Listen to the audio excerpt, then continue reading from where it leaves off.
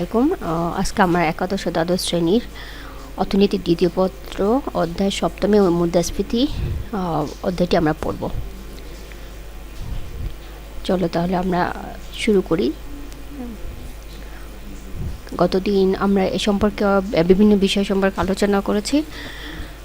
আজকে আমরা পুরো অধ্যায়টা একবার একটু রিভিউ করব। আচ্ছা,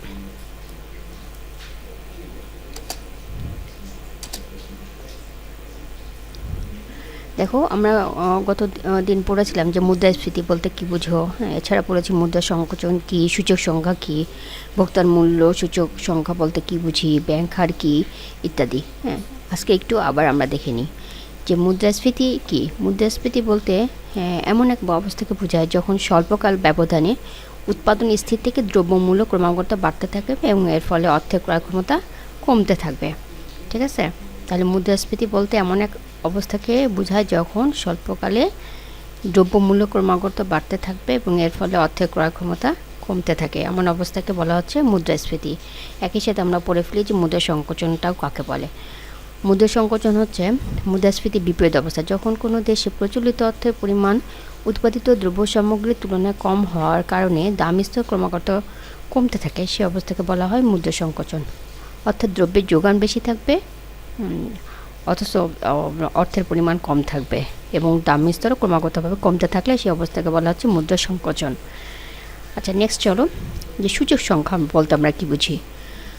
সূচক সংখ্যা হচ্ছে কোনো নির্দিষ্ট বছরের গড়পড়তা মূল্যকে অন্য কোনো ভিত্তি বছরের গড়পড়তা মূল্যের তুলনায় শতাংশ রূপে প্রকাশ করার জন্য যে সংখ্যাবাচক পদ্ধতি ব্যবহার করা হয় তাকে সূচক সংখ্যা বলা হয়। সূচক সংখ্যা হলো মুদ্রাস্ফীতি পরিমাপের একটি পদ্ধতি। এছাড়া আরেকটি পদ্ধতি আছে যাকে বলা হচ্ছে ভোক্তার মূল্য সূচক। তাহলে ভোক্তার মূল্য সূচক বলতে আমরা কি বুঝি একটু দেখে নিই। যে ভোক্তার ব্যয় সম্পর্কিত তথ্য সংগ্রহ করে মূল্যসূচক নির্ণয়ের পদ্ধতিকে ভোক্তার মূল্যসূচক বা কনজিউমার প্রাইস ইন্ডেক্স বা সংক্ষেপে বলা হয় সিপিআই। ভোক্তার ব্যয় সম্পর্কিত তথ্য সংগ্রহ করে মূল্যসূচক নির্ণয়ের পদ্ধতিকে ভোক্তার মূল্যসূচক বা কনজিউমার প্রাইস ইন্ডেক্স বা সংক্ষেপে বলা হয় সিপিআই। আর সিপিআই নির্ণয় সূত্রটা হচ্ছে summation of PN Q not by summation of P not Q not into 100। আচ্ছা, পি নট মানে হচ্ছে চলতি বছরের দ্রব্যের দাম এবং এটা পরিমাণ, কিউ নট দ্বারা পরিমাণ বোঝাচ্ছে, এবং summation of P not Q not মানে এখানে ভিত্তি বছরের দ্রব্যের মূল্য এবং দ্রব্যের পরিমাণকে নির্দেশ করে। এভাবে আমরা ভোক্তার মূল্য সূচক বের করতে পারি এবং ভোক্তার মূল্য সূচক যা হবে তা থেকে আমরা যদি 100 মাইনাস করি তাহলে কিন্তু আমরা মুদ্রাস্ফীতি পেয়ে যেতে পারি। তাহলে চলো নেক্সট বিষয় সম্পর্কে আমরা মনোনিবেশ করি। এখানে বলা হচ্ছে যে ব্যাংক হার কাকে বলে। আমাদের এই যে কয়টা সংজ্ঞা দেখালাম এগুলো আসলে যে সৃজনশীল প্রশ্নে 1 মার্ক হিসাবে দিয়ে দেয়, 1 মার্কের প্রশ্ন করে। কেন্দ্রীয় ব্যাংক বাণিজ্যিক ব্যাংকগুলোকে প্রদেয় ঋণের জন্য যে ন্যূনতম সুদের হার ধার্য করে টাকা ধার দেয় তাকে ব্যাংক হার বলে। আবার খেয়াল করো যে কেন্দ্রীয় ব্যাংক বাণিজ্যিক ব্যাংকে টাকা ধার দিবে, তবে যে ন্যূনতম সুদের হারে টাকা ধার্য করে টাকা ধার দেয় তাকে বলা হচ্ছে ব্যাংক হার। ঠিক আছে, আচ্ছা, আমরা তখন এর আগে দেখলাম যে মুদ্রাস্ফীতি এবং মুদ্রা সংকোচন বলতে আমরা কি বুঝি। এখন আসো মুদ্রাস্ফীতি এবং মুদ্রা সংকোচনের মধ্যে কি পার্থক্য আছে একটু দেখে নিই। যেমন মুদ্রাস্ফীতি এবং মুদ্রা সংকোচনের মধ্যে প্রধান কয়েকটা পার্থক্য রয়েছে, সে পার্থক্যগুলো তোমরা নিজেরাও দেখো, সংজ্ঞাটা অনেক সহজ হয়ে যাবে। যেমন হচ্ছে মুদ্রাস্ফীতিতে অধিক পরিমাণে অর্থ অল্প পরিমাণ দ্রব্যের দিকে ধাবিত হয়। অধিক পরিমাণ অর্থ অল্প পরিমাণ দ্রব্যের, মানে অর্থাৎ দ্রব্যের যোগানটা হচ্ছে কম থাকবে। আর এখানে দেখা যাচ্ছে তার ঠিক উল্টো অবস্থা, যেমন কম পরিমাণ অর্থ থাকবে এবং অধিক পরিমাণ দ্রব্যের দিকে ধাবিত হয়। অর্থ কম, দ্রব্যের পরিমাণ বেশি। আচ্ছা, মুদ্রাস্ফীতির ক্ষেত্রে বিনিয়োগ বৃদ্ধি পায়, মুদ্রা সংকোচনের ক্ষেত্রে বিনিয়োগ হ্রাস পায়। তারপর হচ্ছে অর্থের মূল্য হ্রাস পায়। মুদ্রাস্ফীতিতে অর্থের মূল্য হ্রাস পাবে আর মুদ্রা সংকোচনে অর্থের মূল্য বৃদ্ধি পায়। মুদ্রাস্ফীতিতে দাম স্তর বৃদ্ধি পায়, মুদ্রা সংকোচনে দাম স্তর হ্রাস পায়। মৃদু মুদ্রাস্ফীতি উৎপাদন বৃদ্ধি করে। মৃদু মুদ্রাস্ফীতি মানে হচ্ছে স্বল্প পরিমাণ যদি মুদ্রাস্ফীতি হয় তাহলে কিন্তু উৎপাদন বৃদ্ধি পাবে, কারণ এতে ব্যবসায়ীরা উৎসাহিত হয়, তাদের উৎপাদন বৃদ্ধি করে। আর এক্ষেত্রে মুদ্রা সংকোচনের ক্ষেত্রে হচ্ছে কি উৎপাদন হ্রাস পায়। সামগ্রিক চাহিদা বৃদ্ধি পায়। মুদ্রাস্ফীতির ক্ষেত্রে সামগ্রিক চাহিদাটা বৃদ্ধি পায় আর এখানে সামগ্রিক চাহিদা হ্রাস পায়, মুদ্রা সংকোচনে সামগ্রিক চাহিদা হ্রাস পায়। কর্মসংস্থান বৃদ্ধি পায়, কর্মসংস্থান হ্রাস পায়। মুদ্রাস্ফীতিতে কর্মসংস্থান বৃদ্ধি পায়। আচ্ছা, তারপরে অর্থনৈতিক প্রবৃদ্ধি অর্জনের সহায়ক হচ্ছে মুদ্রাস্ফীতি, কিন্তু অর্থনীতির উপর ক্ষতির প্রভাব ফেলে হচ্ছে মুদ্রা সংকোচন। তাহলে আমরা মুদ্রাস্ফীতি এবং মুদ্রা সংকোচনের মধ্যে কি পার্থক্য আছে মোটামুটি সামারি দেখে ফেললাম। খুব সহজ সহজ পার্থক্য। তোমরা এই বিষয়গুলো অবশ্যই মনে রাখার চেষ্টা করবে। এমসিকিউর জন্য এগুলো ছোটো ছোটো প্রশ্নগুলো অনেক তোমাদের জন্য সহায়ক হবে। আচ্ছা, এরপরে দেখো আমরা একটু বড় প্রশ্নের দিকে যাব এবং একই প্রশ্ন পড়লে আমরা অনেকগুলোর অ্যান্সার করতে পারবো। ঠিক আছে, তো প্রশ্ন উত্তরগুলো এগুলো খুব মনোযোগ সহকারে শুনবা, বিস্তারিত বুঝিয়ে দিব, বোঝার চেষ্টা করবা, তাহলে বিভিন্নভাবে যেভাবে প্রশ্ন আসুক না কেন তোমরা অ্যান্সার করতে পারবা। যেমন এখানে বলা হয়েছে যে চাহিদা বৃদ্ধিজনিত মুদ্রাস্ফীতি কী, বা চাহিদাজনিত মুদ্রাস্ফীতি কী, এটি কেন হয়, চিত্র সহকারে চাহিদা বৃদ্ধিজনিত মুদ্রাস্ফীতির বর্ণনা করো। তাহলে আমরা আসো প্রথমেই দেখি যে চাহিদা বৃদ্ধিজনিত মুদ্রাস্ফীতি অথবা চাহিদাজনিত মুদ্রাস্ফীতি বলতে আমরা কি বুঝি। বলছে যে পণ্য নিয়োগের প্রেক্ষিতে বা বিদ্যমান সম্পদ, প্রযুক্তি ও দক্ষতার পণ্য নিয়োগের প্রেক্ষিতে সামগ্রিক যোগান স্থির থেকে সামগ্রিক চাহিদা বৃদ্ধি পেলে বাজারে দ্রব্যমূল্য বৃদ্ধি পাবে। সামগ্রিক যোগান স্থির অবস্থায় সামগ্রিক চাহিদা বৃদ্ধি পেলে বাজারে দ্রব্যমূল্য বৃদ্ধি পাবে। তখন যোগান স্থির অবস্থায় দ্রব্যের চাহিদা বৃদ্ধি পেলে দাম স্তর বৃদ্ধি পাবে। এরূপ দাম স্তর বৃদ্ধির প্রবণতাকে চাহিদাজনিত মুদ্রাস্ফীতি বলা হয়। খেয়াল করো যে পূর্ণ নিয়োগ, সম্পদের পূর্ণ নিয়োগ হবে, যেমন সম্পদ, প্রযুক্তি এবং দক্ষতা পূর্ণ নিয়োগ হবে। এই পূর্ণ নিয়োগ অবস্থায় যে পরিমাণ দ্রব্য সামগ্রী উৎপাদিত হবে, সেটা যদি স্থির থাকে, অর্থাৎ সামগ্রিক যোগান যদি স্থির থাকে, এই অবস্থায় যদি সামগ্রিক চাহিদা বৃদ্ধি পায় তাহলে বাজারে কিন্তু দ্রব্যমূল্য বৃদ্ধি পাবে, অর্থাৎ দাম স্তর বৃদ্ধি পাবে। হ্যাঁ, এরূপ দাম স্তর বৃদ্ধি যদি অব্যাহতভাবে চলতে থাকে তাহলে কিন্তু চাহিদাজনিত মুদ্রাস্ফীতির সৃষ্টি হবে। ঠিক আছে, এরপরে দেখো চাহিদাজনিত মুদ্রাস্ফীতি কেন হয়। হ্যাঁ, চাহিদাজনিত মুদ্রাস্ফীতির কারণ হচ্ছে সামগ্রিক যোগানের তুলনায় সামগ্রিক চাহিদা বেশি হলে মুদ্রাস্ফীতি দেখা দেয়। এই চাহিদাজনিত মুদ্রাস্ফীতি দেখা দেয়। আচ্ছা, এখন দেখো চাহিদাজনিত মুদ্রাস্ফীতি কেন ঘটে। একটা হচ্ছে অর্থের যোগান যদি বৃদ্ধি পেয়ে যায়, অর্থের যোগান বৃদ্ধি পাবে, সরকারের বিভিন্ন খাতে ব্যয় বৃদ্ধি পাবে। হ্যাঁ, সরকারের বিভিন্ন খাতে ব্যয় বৃদ্ধি, তারপরে ঘাটতি ব্যয় নীতি, অনুৎপাদনশীল খাতে ব্যয়, হ্যাঁ, উদার ঋণ নীতি, তারপরে জনসংখ্যা বৃদ্ধি, রপ্তানি বৃদ্ধি, সুদের হার হ্রাস, জনগণের আয় বৃদ্ধি, এই সমস্ত কারণ যদি ঘটে তাহলে চাহিদাজনিত মুদ্রাস্ফীতিগুলো ঘটে থাকে। আমি আরেকটু বর্ণনা করি যে অর্থের যোগান বৃদ্ধি। অর্থের যোগান বৃদ্ধি মানে কি, অর্থের পরিমাণ যদি বেড়ে যায় তাহলে স্বাভাবিকভাবেই মানুষের কিন্তু চাহিদা বৃদ্ধি পেয়ে যাবে। হাতে যদি টাকা বেশি থাকে তাহলে কি মানুষের বিভিন্ন ধরনের চাহিদা সৃষ্টি হয়ে যাবে, তাই না।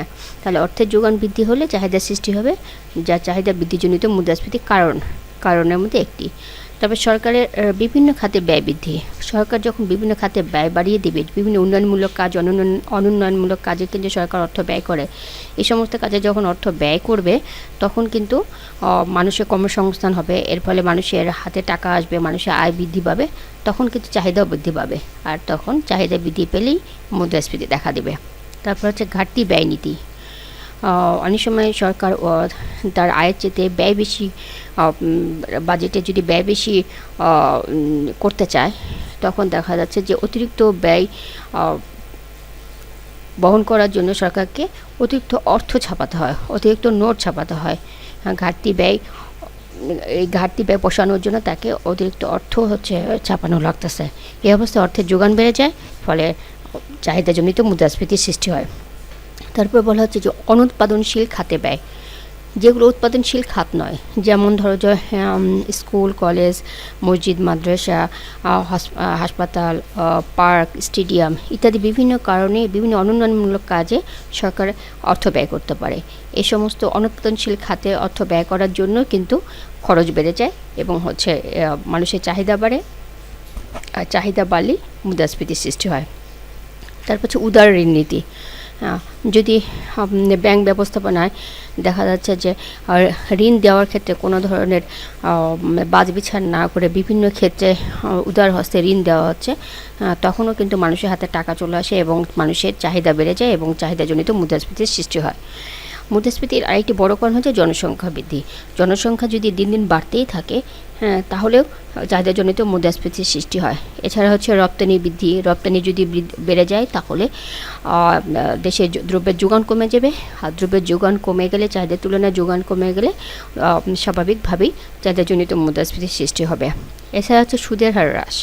সুদের হার যদি হ্রাস করা হয় তাহলে মানুষ ব্যাংকে টাকা না রেখে বিনিয়োগ করার চেষ্টা করবে, আর বিনিয়োগ করলে মানুষ টাকা পয়সা জমানো সঞ্চয় না করে সে বিনিয়োগ করার চেষ্টা করবে, ব্যবসা বাণিজ্যে অর্থটা টাকা খাটানোর চেষ্টা করবে। এর ফলে মানুষের বিনিয়োগের ফলে মানুষের উৎপাদন বাড়বে, উৎপাদন বাড়লে কর্মসংস্থানের সাথে সাথে উৎপাদন বাড়বে, এবং উৎপাদন বাড়লে হচ্ছে মানুষের আয় বাড়বে, আর আয় বাড়লেই চাহিদার সৃষ্টি হবে, অতিরিক্ত চাহিদার সৃষ্টি হবে। এই কারণেই মুদ্রাস্ফীতি হতে পারে। আর সর্বশেষ হচ্ছে জনগণের আয় বৃদ্ধি। স্বাভাবিকভাবে জনগণের আয় যদি বৃদ্ধি পায়, মানুষের জীবনযাত্রার মান যদি বৃদ্ধি পায়, তাহলে চাহিদা আরও বৃদ্ধি পাবে, আর চাহিদা বৃদ্ধি পেলে সেই ক্ষেত্রেও মুদ্রাস্ফীতি হতে পারে। তাহলে আমরা দেখলাম যে চাহিদাজনিত মুদ্রাস্ফীতির কারণগুলো কী। নেক্সট আমরা দেখি যে চাহিদাজনিত মুদ্রাস্ফীতির চিত্র সহকারে আমি একটু বর্ণনা করি। যখন সামগ্রিক চাহিদা স্থির থাকে, এই অবস্থায় কী ঘটনা ঘটে। চিত্রে দেখা যাচ্ছে যে ভূমি অক্ষে দ্রব্যের পরিমাণ এবং লম্ব অক্ষে দাম নির্দেশ করা হয়েছে। চিত্রে সামগ্রিক যোগান এস স্থির অবস্থায় সামগ্রিক চাহিদা কোনো কারণে যদি বৃদ্ধি পায়, তাহলে সামগ্রিক চাহিদা রেখা AD1 থেকে AD2-তে যায়, অর্থাৎ ভারসাম্যবিন্দু এ থেকে বিতে স্থানান্তরিত হয়। এক্ষেত্রে দেখা যাচ্ছে যে দামও P1 থেকে P2-তে স্থানান্তরিত হয়েছে, অর্থাৎ বৃদ্ধি পেয়েছে। সুতরাং এই যে বৃদ্ধি, এটা কিন্তু সামগ্রিক চাহিদা যে AD1 সামগ্রিক চাহিদা রেখার প্রাথমিকটা, এবং কোনো কারণে সামগ্রিক চাহিদা বেড়ে যাওয়ার কারণে AD2 হলো, এবং এই কারণে দাম P1 থেকে P2-তে স্থানান্তরিত হলো, তাহলে মানে বৃদ্ধি পেল। তাহলে দেখা যাচ্ছে সামগ্রিক চাহিদার কারণে দাম বৃদ্ধি পেল। এই যে সামগ্রিক চাহিদা বৃদ্ধির কারণে দামও বৃদ্ধি পেল, এটা হচ্ছে চাহিদাজনিত মুদ্রাস্ফীতি, এবং এখানে চাহিদাজনিত মুদ্রাস্ফীতির পরিমাণ হচ্ছে P1 P2। ওকে, এরপরে আমরা যাই ব্যয়জনিত মুদ্রাস্ফীতি কী, এর কারণ কী, চিত্র সহকারে বর্ণনা করো। তাহলে লক্ষ্য করো যে ব্যয়জনিত মুদ্রাস্ফীতি কী। এর আগে আমরা পড়লাম চাহিদাজনিত মুদ্রাস্ফীতি, এখন আমরা দেখি ব্যয়জনিত মুদ্রাস্ফীতিটা কী। বলছে শ্রমিকের মজুরি বৃদ্ধি, একচেটিয়া ব্যবসায়ের মুনাফা বৃদ্ধির প্রত্যাশায়, অথবা আকস্মিক গুরুত্বপূর্ণ উপকরণের দাম বাড়লে, বৃদ্ধিপ্রাপ্ত উৎপাদন ব্যয় উৎপাদক দ্রব্যের মূল্যের সাথে যোগ করলে তখন সামগ্রিক দাম স্তর বেড়ে যায়। আবার খেয়াল করো যে শ্রমিকের মজুরি যদি বৃদ্ধি পায় এবং একচেটিয়া ব্যবসায়ের মুনাফা বৃদ্ধির প্রত্যাশা করে, মানে একচেটিয়া ব্যবসায় যদি মুনাফা বৃদ্ধির প্রত্যাশা করে, অথবা আকস্মিক গুরুত্বপূর্ণ উপকরণের দাম যদি বেড়ে যায়, এবং বৃদ্ধিপ্রাপ্ত উৎপাদন ব্যয়, এই সমস্ত কারণে যে বৃদ্ধিপ্রাপ্ত উৎপাদনের জন্য যে অতিরিক্ত ব্যয় হলো, এই ব্যয়টা কি হয়, দ্রব্যের মূল্যের সাথে যোগ করলে, মানে দ্রব্যের মূল্যের সাথে যোগ হয়, আর দ্রব্যের মূল্যের সাথে যোগ হলে দ্রব্যের সামগ্রীর দাম বেড়ে যায়, অর্থাৎ সামগ্রিক দাম স্তরটা বেড়ে যায়। এক্ষেত্রে চাহিদা স্থির থেকে যদি দ্রব্যের উৎপাদন খরচ বৃদ্ধি পায়, তখন উৎপাদক দ্রব্যের যোগানটাকে কমায় দেয়। এক্ষেত্রে দেখো চাহিদা স্থির আছে, অথচ দ্রব্যের উৎপাদন খরচ বৃদ্ধি পেয়েছে, এই ক্ষেত্রে কী করবে, উৎপাদক দ্রব্যের যোগানটা কমাই দিবে। সুতরাং দ্রব্যের চাহিদা স্থির থেকে উৎপাদন ব্যয় বৃদ্ধির কারণে, অথবা প্রাথমিক বিপর্যয়ের উৎপাদন, অথবা প্রাকৃতিক বিপর্যয়ে উৎপাদন হ্রাস পেলে দ্রব্যের যোগানটা হ্রাস পায়। এরূপ ব্যয় বৃদ্ধির প্রবণতাকে ব্যয়জনিত মুদ্রাস্ফীতি বা যোগান মুদ্রাস্ফীতিও বলে।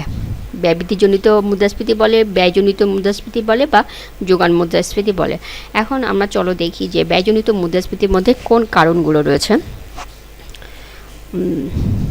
একটু খেয়াল করি আমরা যে ব্যয় বৃদ্ধিজনিত মুদ্রাস্ফীতির কারণ হচ্ছে শ্রমিকের অসন্তোষের কারণে হরতাল, ধর্মঘট, সেই সাথে উৎপাদনও হ্রাস পায়। শ্রমিকরা যদি অসন্তোষ থাকে তাহলে কিন্তু তারা হরতাল করে, ধর্মঘট করে, এবং এই কারণে কিন্তু উৎপাদনটা হ্রাস পায়। আচ্ছা, উৎপাদন হ্রাস পাওয়া মানে হচ্ছে দ্রব্যের যোগানটা, সামগ্রিক যোগানটা কমে যাওয়া।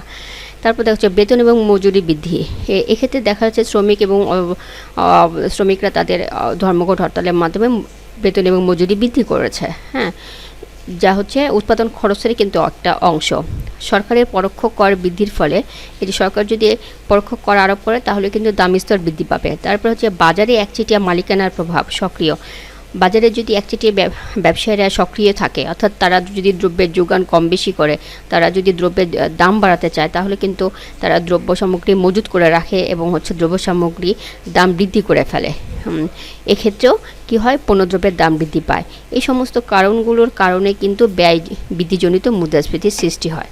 ঠিক আছে, চলো তাহলে আমরা এখন একটু চিত্র সহকারে ব্যাপারটা বিশ্লেষণ করি যে উৎপাদন খরচ বৃদ্ধির কারণে হ্যাঁ, এই যে বিভিন্ন কারণে হতে পারে উৎপাদন খরচ বৃদ্ধির, শ্রমিকদের অসন্তোষ অথবা উপকরণের দাম বৃদ্ধি ইত্যাদির কারণে কি উৎপাদন খরচ বৃদ্ধি পেতে পারে। এগুলো কারণে সামগ্রিক যোগান হ্রাসের মাধ্যমে যে মুদ্রাস্ফীতি ঘটে তা ব্যয়জনিত বা ব্যয় বৃদ্ধিজনিত মুদ্রাস্ফীতি। বিষয়টি নিম্নে চিত্রে সহকারে বর্ণনা করা হলো।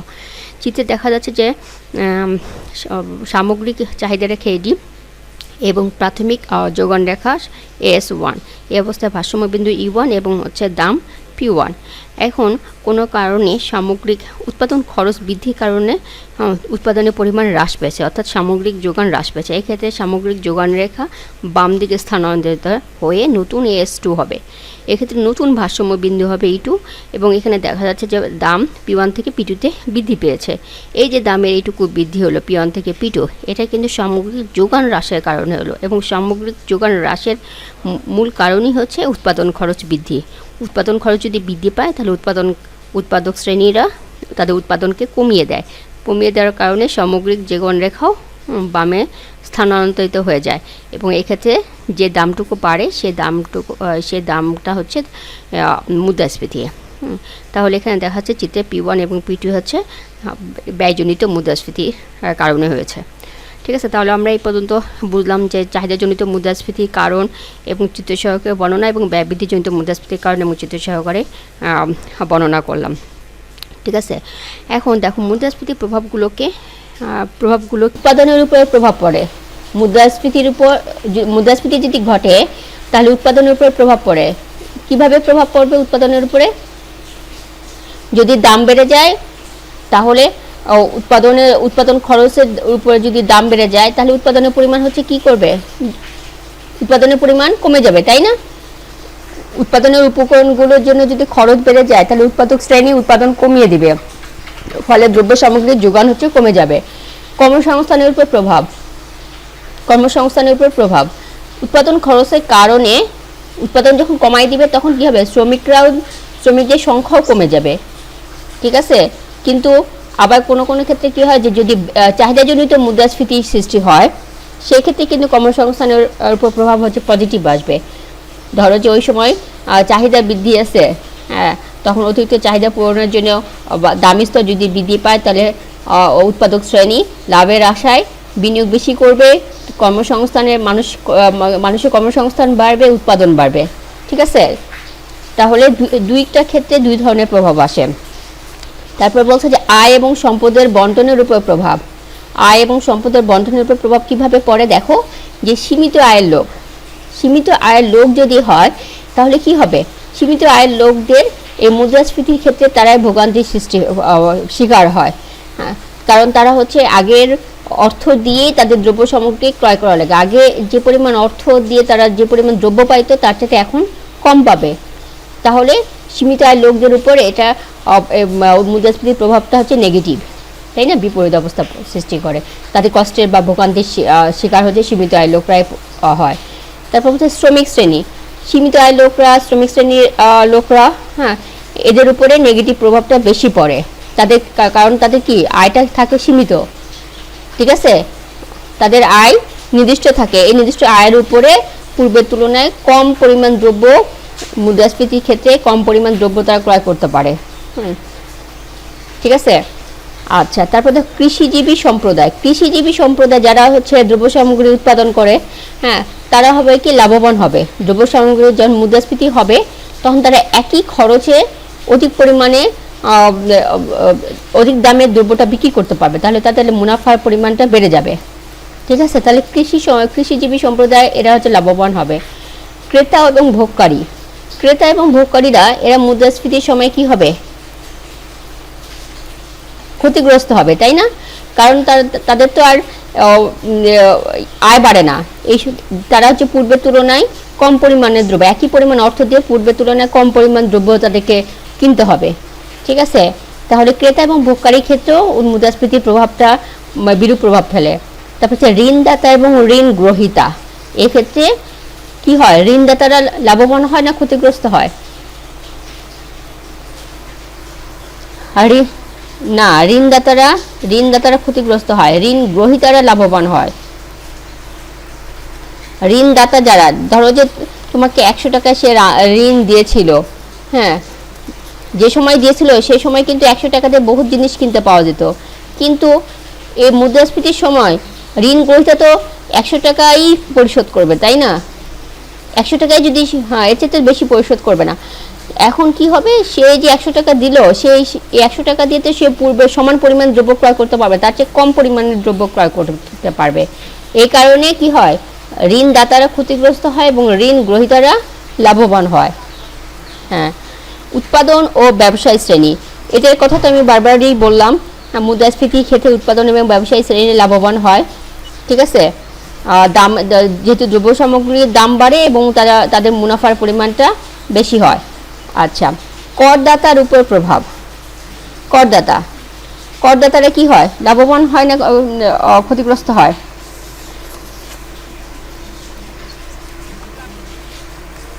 হ্যাঁ, করদাতারা হচ্ছে লাভবান হয়। কিভাবে লাভবান হবে?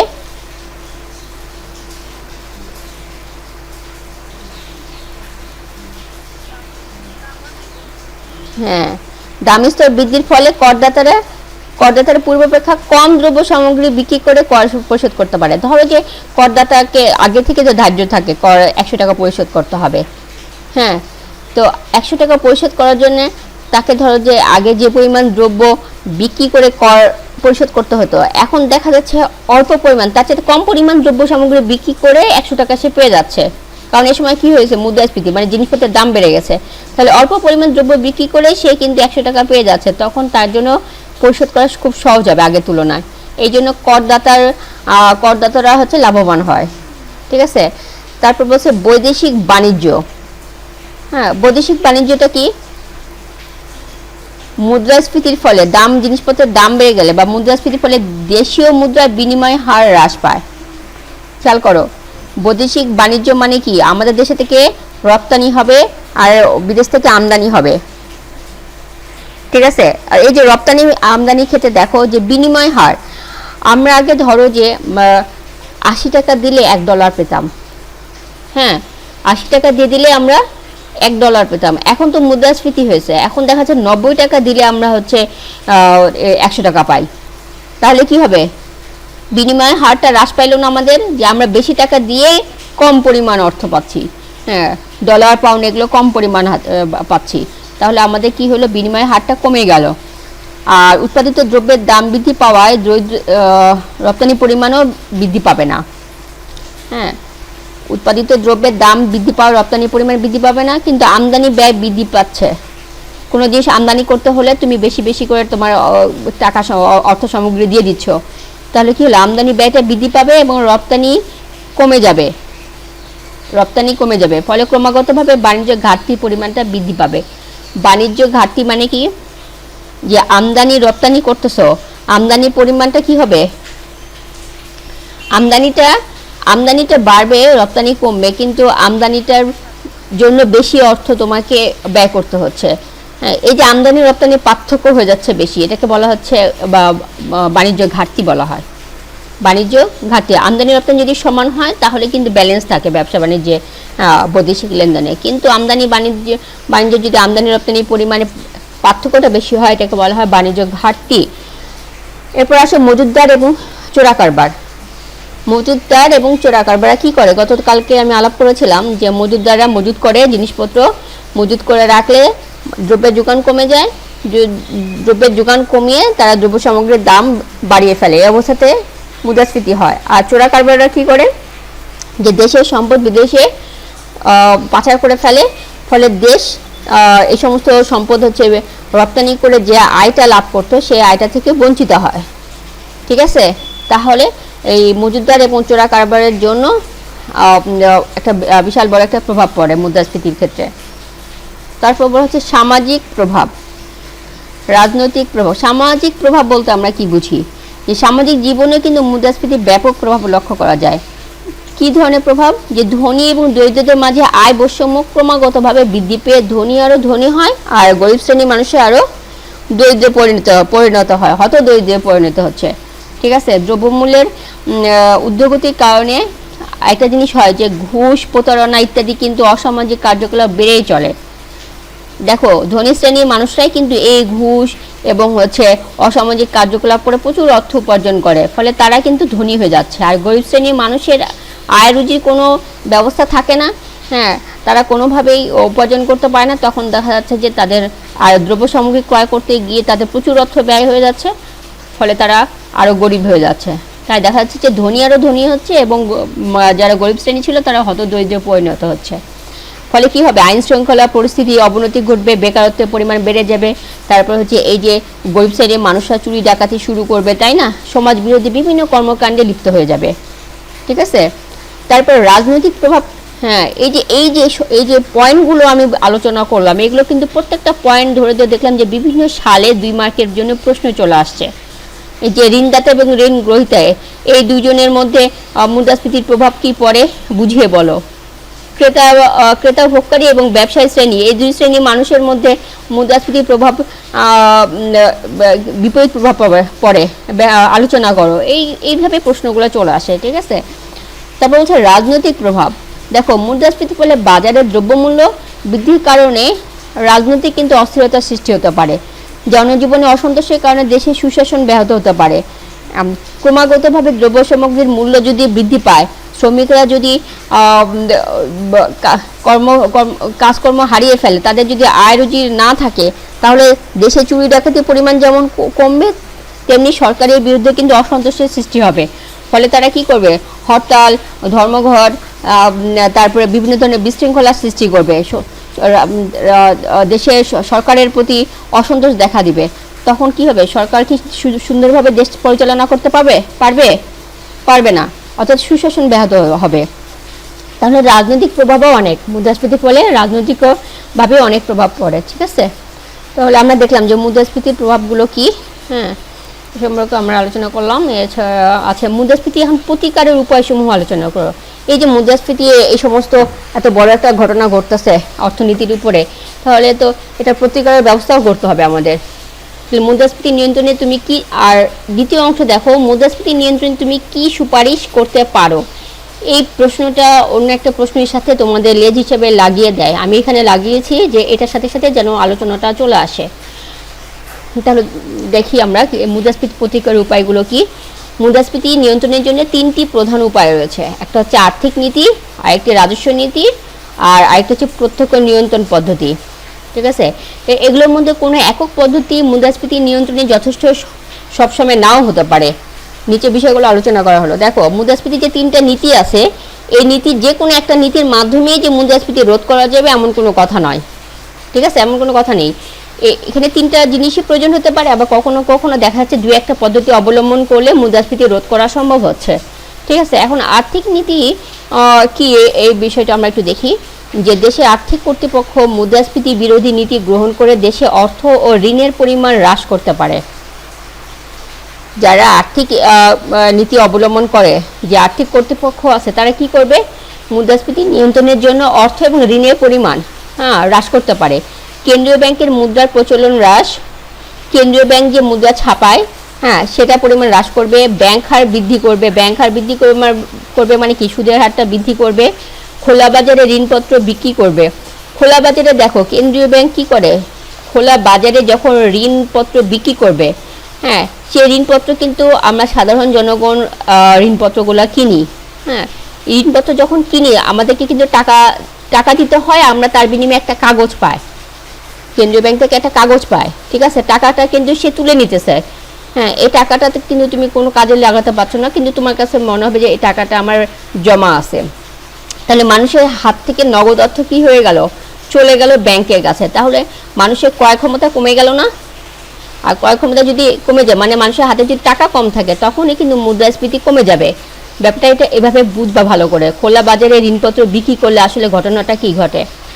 তারপর বলছে নগদ জমার অনুপাত বৃদ্ধি, মানে তোমাকে হচ্ছে বাধ্য করা হতে পারে বিভিন্ন ক্ষেত্রে যে টাকা ব্যাংকে জমা রাখো, ও তুমি সঞ্চয় করো। সঞ্চয়ের পরিমাণ যদি তোমাকে বলে যে সঞ্চয়ের পরিমাণ বাড়াও, তাহলে তোমার হাতে তখন কি হবে, টাকার পরিমাণটা কমে যাবে। তারপর বলছে ঋণপত্র অনুপাত, নগদ ঋণ ইত্যাদি হচ্ছে ঋণ নিয়ন্ত্রণের পদ্ধতি। এই সমস্ত পদ্ধতির মাধ্যমে কি করা যায়, সমস্ত আর্থিক নীতির মাধ্যমে এগুলো যদি কার্যকর করা যায় তাহলে কিন্তু মুদ্রাস্ফীতি নিয়ন্ত্রণে আসবে। ঠিক আছে, তাহলে আর্থিক নীতির ক্ষেত্রে কোন কোন ব্যবস্থা অবলম্বন করলে মুদ্রাস্ফীতি নিয়ন্ত্রণে আসতে পারে এটাই সম্পর্কে আমরা আলোচনা করলাম। নেক্সট আমরা যাই রাজস্ব নীতি। দেখো, রাজস্ব নীতির ক্ষেত্রে কি হয়, যে সরকার রাজস্ব নীতি গ্রহণের মাধ্যমে ঋণ নিয়ন্ত্রণ করতে পারে। এইসব ব্যবস্থার মধ্যে উল্লেখযোগ্য হলো সরকারি ব্যয় হ্রাস। সরকার যে সমস্ত ক্ষেত্রে ব্যয় করে সেই ব্যয়গুলো কমাই দিতে হবে। তবে কর হার বৃদ্ধি করতে হবে। কর হার বৃদ্ধি করলেও কিন্তু কি হয়, জনগণের কাছ থেকে টাকা চলে যায়, জনগণের হাতের টাকা কমে যায়। তখন হাতে কম টাকা থাকলে কি হবে, অর্থের যোগানটা কমে গেল, তখন দ্রব্য সামগ্রীর দামও কমবে। সরকারি ঋণ গ্রহণ, সরকারি ঋণ গ্রহণ মানে সরকার কি করবে, ঋণ নিবে, বিভিন্ন ক্ষেত্রে সরকার ঋণ নিবে।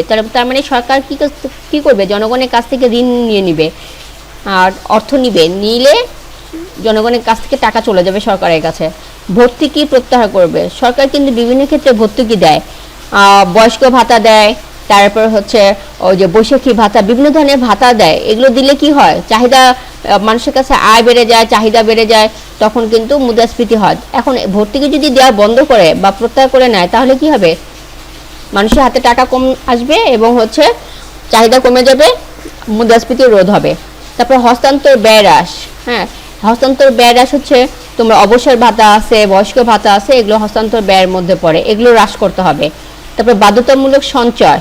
হ্যাঁ, জনগণকে বাধ্য করতে হবে বিভিন্ন ক্ষেত্রে সঞ্চয়ের জন্য।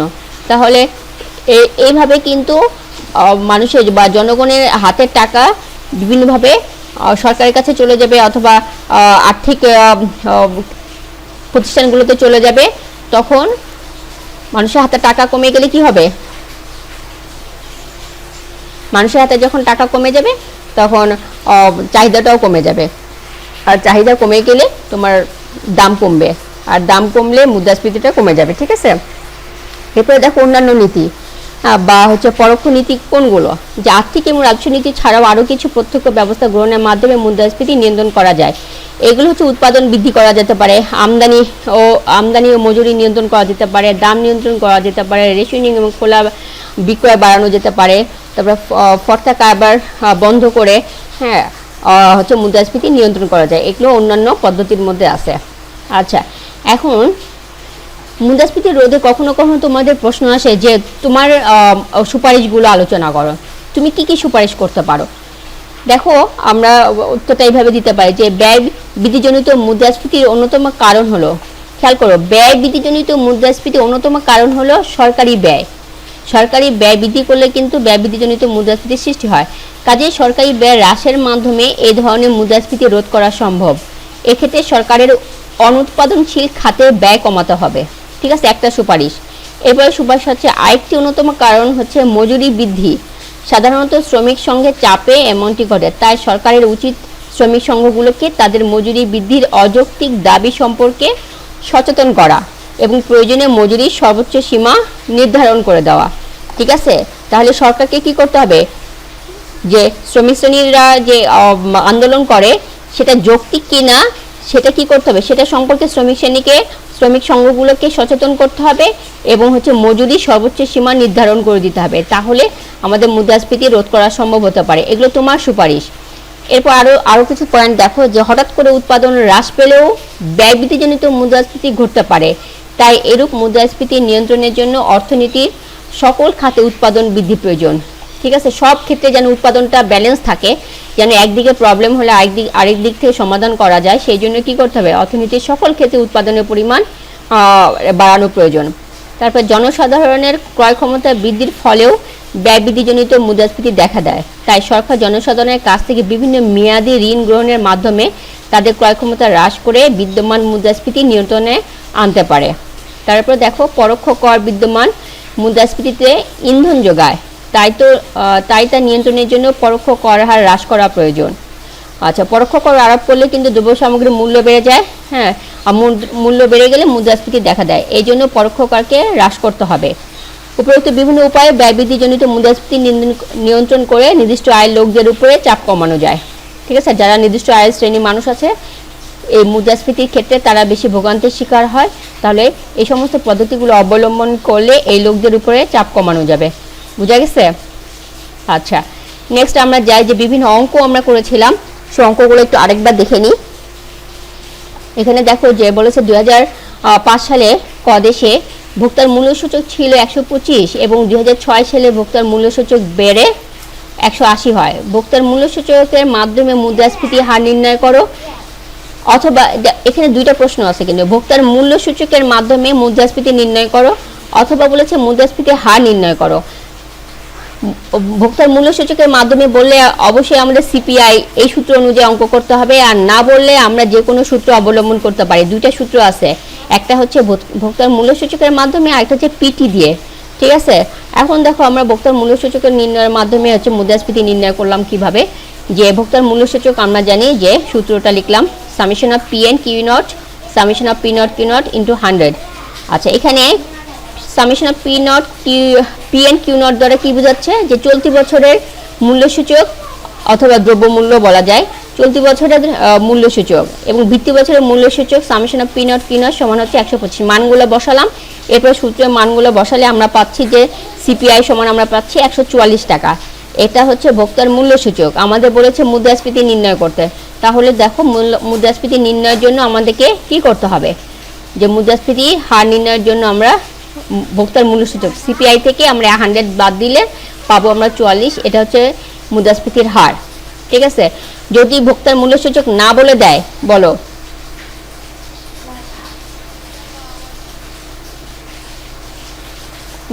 আচ্ছা, আমি তো ইয়েতে চ্যানেলে দিয়ে দেবো। ঠিক আছে, পেয়ে যাবা, পুরো ক্লাসটা পাবা। আচ্ছা, তারপর দেখো আমরা জানি যে এই যে পিটি দিয়ে অঙ্ক করলাম, যে মুদ্রাস্ফীতির হার সমান পিটি মাইনাস 1, এই সূত্র দিয়ে আমরা এক ইয়েতে অঙ্কটা করে ফেলতে পারি। ওটা দুটা স্টেজে করতে হবে, সিপিআই দিলে আমাদের সিপিআই বের করে তারপর মুদ্রাস্ফীতির হার নির্ণয় করতে হবে, আর এই সূত্র দিয়ে যদি করি তাহলে আমাদের একবারেই বের হয়ে যাবে। যে পিটি সমান হচ্ছে চলতি বছরের মূল্যসূচক, আর পিটি মাইনাস 1 মানে হচ্ছে আগের বছরের বা ভিত্তি বছরের মূল্যসূচক। এই সূত্র দিয়ে আমরা সুতরাং নির্ণয় মুদ্রাস্ফীতির হার দেখো খুব সহজে আমরা বের করে ফেলতে পারি।